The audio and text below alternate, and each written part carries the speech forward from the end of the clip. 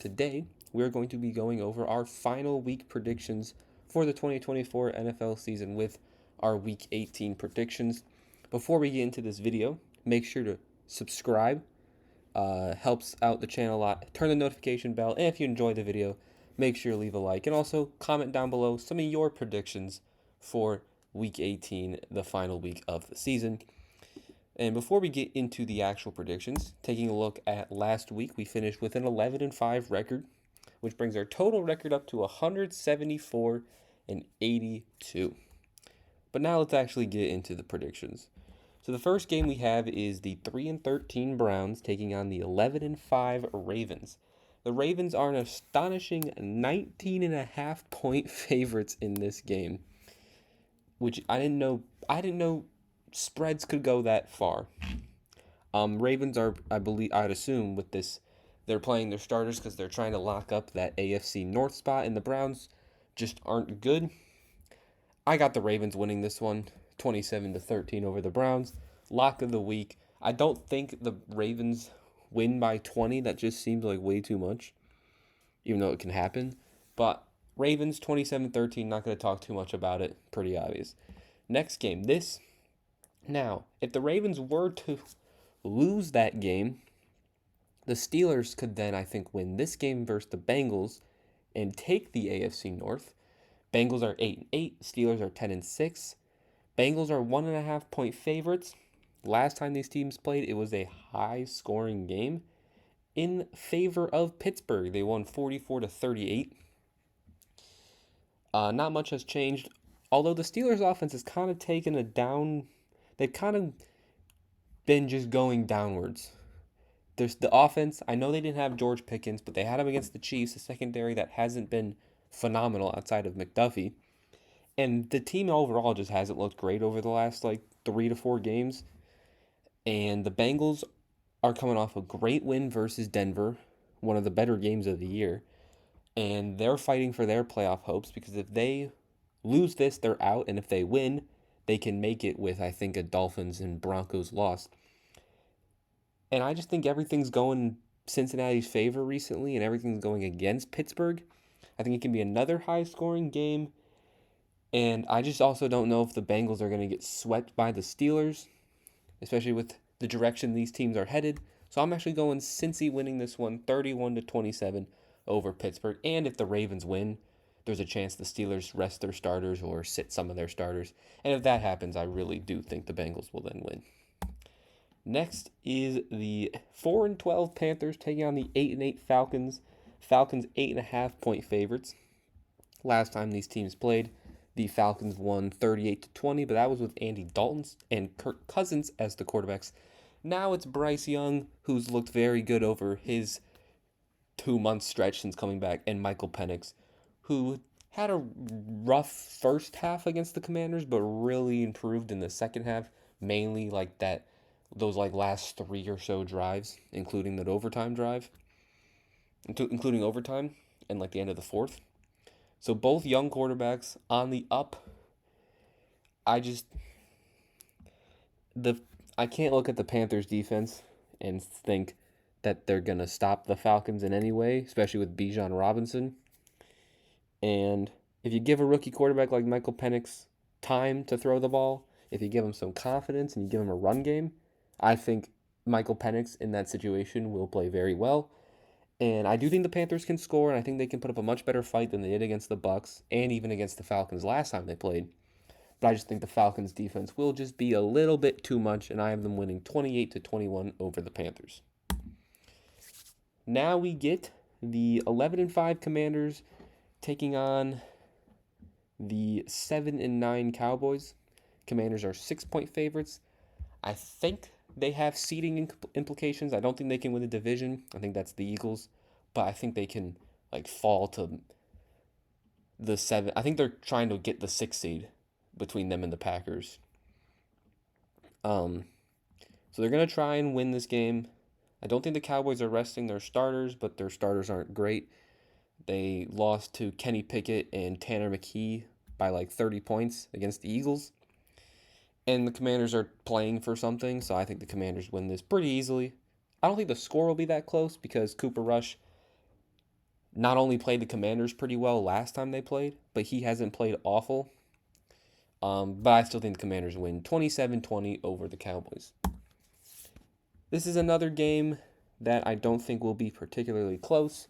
4-12 Bears are 10-point underdogs at the 11-5 Packers.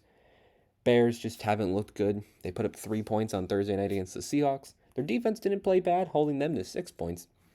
But the Packers, just like the Commanders, are playing for that 6th seed. And last time these teams played, the Packers did end up winning, but it was only by 1 point. They beat the Bears 20-19. I don't think it will be that way this time around. And I do think the Bears will put up a much more actual offense, if performance, unlike they did against the Seahawks. But I just think the Packers' offense will be too much, and I'm going Packers 27-17 over the Bears. This game, there's not so much importance. I think both teams are eliminated. Colts at 7-9 after their loss to the Giants eliminated themselves, and the Jags are 4-12. Colts are actually 5-point favorites in this game. No Anthony Richardson. They're having Joe Flacco out there again. Now, the Jags, I know they haven't been winning games, but Mac Jones hasn't looked horrible. Brian Thomas is obviously in playing incredible. And I couldn't even tell you where to go with this game. But I'm actually going to lean towards the Jags 27-24 over the Colts. Another game with not much importance. I don't think the Bills are playing their starters. I think they're going to play Josh Allen to start, so he continues his streak of starts or something. But I don't think the Bills starters are going to play more than a quarter at that. So the Patriots are actually only 2.5-point underdogs in this game. Now, they actually kept the game close when the Bills were actually trying to win. They make that game pretty close with the Bills at Buffalo. Now they're home against New England. Although they do currently have the number 1 pick, and if they lose this game, they lock in the number 1 pick. However, we saw the Giants lose their number 1 pick. We saw the Raiders, I think, win a game a little bit ago to miss out on the quarterback sweepstakes of Shedeur Sanders and Cam Ward. So we've seen these teams in high pick places win games at the end of the year, and I don't know why I'm feeling like the Patriots are going to win this game. They had the number 1 pick in their hands. Now, I think they still could end up with the 2nd or 3rd and still could get a guy like Travis Hunter as long as the teams jump them or need quarterbacks. But the Bills aren't going to play their starters most of this game, I would assume.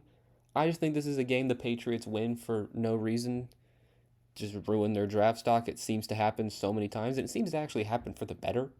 So I'm going Patriots 21-17 over the Bills. Another game here with no importance. The Eagles actually are resting their starters. Unfortunately, Saquon will not break the record against his former team. But Giants coming off of their big win over the Colts, even though they took them out of the first pick. Eagles not going to play their starters. However, the Giants' regular team, I don't know if can beat the Eagles without their starters. Because although the Eagles had their guys like A.J. Brown, Saquon, Devonta Smith, Kenny Pickett and Tanner McKee played pretty good against the Cowboys. And I would honestly trust the Eagles' backups over the Giants' starters. I do think this will be a close game. Drew Lock played very good against the Colts. Same with Malik Neighbors. But I just think the Eagles' backups are probably just too talented, even compared to the Giants' starters. So I'm actually going to go, and I think since the Giants lost or won versus the Colts, they're not going to win 2 games in a row. So I'm going to go Philly winning 24-21 over the Giants. Now we have a game that actually has some importance to it. The 5-11 Saints are taking on the 9-7 Buccaneers. The Bucs are 13.5-point favorites. If they win this game, they win the NFC South, or they win it with a Falcons loss. And the Falcons need the Bucs to lose and to win for them to get the NFC South. However, the Falcons could obviously beat the Panthers. I think they will beat the Panthers, but I don't think it matters because I think the Bucs win. Now, these teams do play at the same time, So we'll be able to potentially find out one result of the game before the other one finishes. However, Baker with the division on the line, the division was on the line last week, and he destroyed the Panthers, and now he gets the Saints team that just lost to the Raiders. I'm going Tampa Bay 35-24 over the Saints. Back to the games that don't really have any importance, so we'll get through these quick. It's the Texans versus the Titans. I think the Texans actually will play their starters. I'm not sure, though, to get ready for the playoffs. But if they do, I think they win this game. I know it hasn't been the best season from Stroud and the Texans, but the Titans aren't good. So I'm going Texans 24-20 over the Titans. And then with the Cardinals and Niners, again, two teams not in the playoffs. Cardinals are 4-point favorites. I'm actually going to go with the Niners here, 28-24. They played the Lions pretty well. Actually, they played them very well on Monday night. Their Lions defense did not play that great, in the Niners offense, although injured, put up a good fight against the Lions. And the Cardinals, who lost to the Panthers 2 weeks ago and put up, I think, 6 points against the Rams last week. I'll take the Niners team I saw on Monday night, so I'm going with them over the Cardinals. Now a game that does have importance, although who knows how close the game is going to be, Broncos Chiefs. Chiefs are going to rest their starters. Carson Wentz is going to play.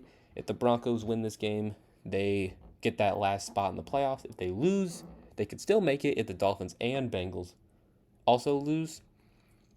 It would be kind of funny to see Carson Wentz beat the Broncos to eliminate them from the playoffs, or potentially eliminate them from the playoffs.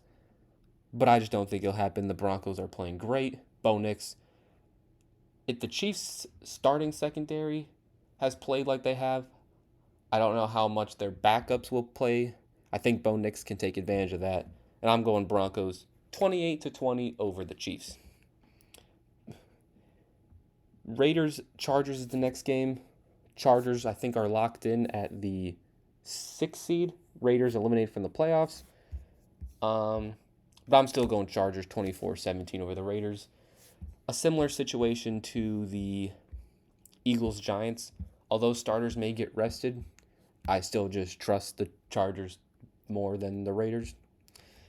And then another game with a playoff team. This could have been for the division if the Seahawks were to, or if the Rams were to lost to the Cardinals. But with the Rams beating them and some other games going their way, this game has no importance. I don't think the Rams are going to play Stafford. I don't think they're going to play guys like Kyron Williams. I wouldn't expect like Puka Nacua to play. And the Seahawks, Geno Smith does have an incentive to reach, so he might play. And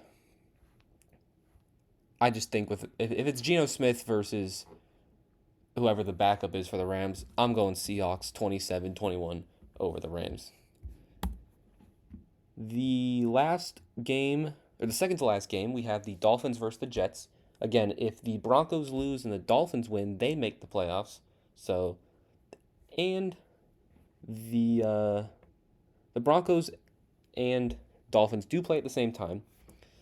So they won't know fully if they can make the playoffs or not. But they won't have Tua, and the Jets will have Aaron Rodgers, but that hasn't really helped them too much this season.